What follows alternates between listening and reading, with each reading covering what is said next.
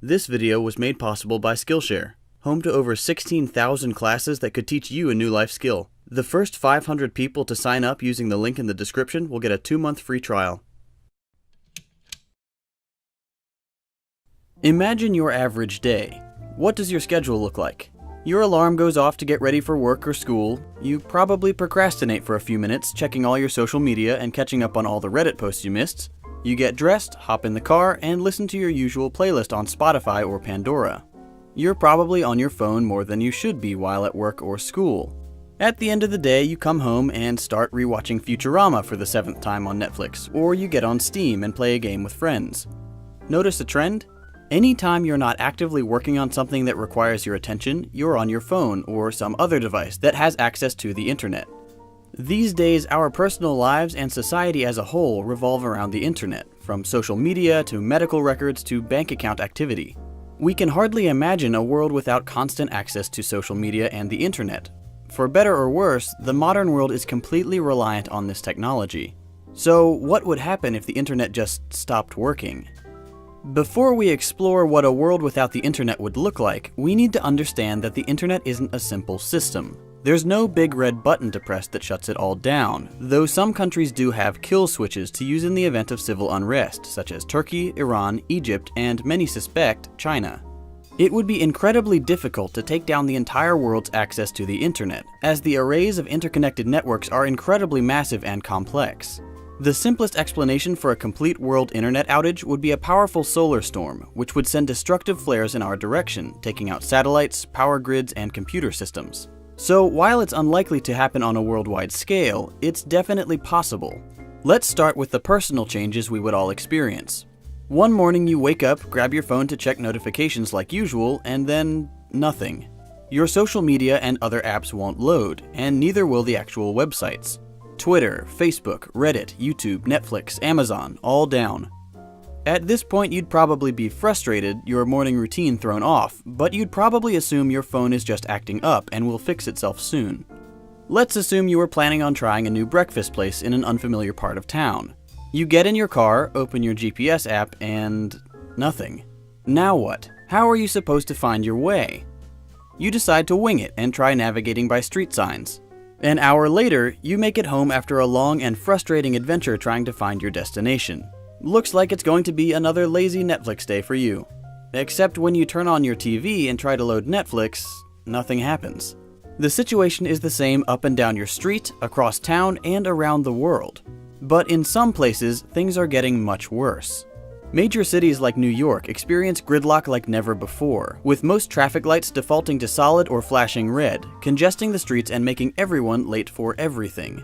Those already at work in their offices have found that they can't send that important email, or even clock in many places. Students rushing to finish their papers go into panic mode when Wikipedia won't load, and university libraries experience their highest traffic in decades. Computerized water treatment plants and other utilities begin to fail, sometimes lucky enough to have engineers on site able to switch to manual backup systems. On Wall Street, traders anxiously watch the screens, not ready to panic just yet. They couldn't sell even if they wanted to, as the entire system relies on the internet. In the banking world, things are looking grim. Billions of dollars of active and pending transfers, payments, and deposits have vanished. What happens when the system starts working again? Is the money still there? Credit and debit cards become worthless pieces of plastic. Businesses that are still operational can only accept cash. Other businesses aren't so lucky. As the days stretch on with no luck restoring the internet, web-based companies begin to go under. In time, we'd see the death of Google, Amazon, eBay, Uber, Twitter, Facebook, Netflix, Spotify, and hundreds of other web-only companies. Metro systems will grind to a halt. Air travel will slowly become logistically impossible. Anyone using digital means of gathering news will be out of luck. But some people may still be able to get local channels, assuming the news stations are still operational. When people begin to realize they can't reach their friends and family members through social media, they resort to calling. The mass influx of phone calls overloads telecommunication services, and they begin to fail. LTE networks that rely on the internet go down, leaving callers at the mercy of landline phones. You get the picture. The internet is so ingrained in our modern society that life without it seems impossible. Of course, there are a lot of people who say things like, good, a world without the internet means people will actually have to talk to each other, or read a book, or go outside. And while there is a lot of merit to that on a personal and social level, the fact of the matter is that many aspects of our world simply wouldn't function without the internet. But considering how unlikely it is for the entire world's internet to go down, here's a challenge. Get a taste for what life without the internet would be like. Leave your phone in your room for the afternoon, just a few hours. No Netflix either. Try to teach yourself a new skill without tutorial videos. Then, once you've realized you're a hopeless wreck without those tutorial videos, come back inside and really learn that skill with Skillshare. The most common questions I get asked regarding my videos are, what software do you use and where did you learn to edit? For me, it was a long process of trial and error, digging around the internet for helpful video tutorials. Had I known about Skillshare earlier, my life would have been a whole lot easier. Skillshare is an online learning community for creators, featuring over 16,000 classes in video editing, graphic design, photography, and more.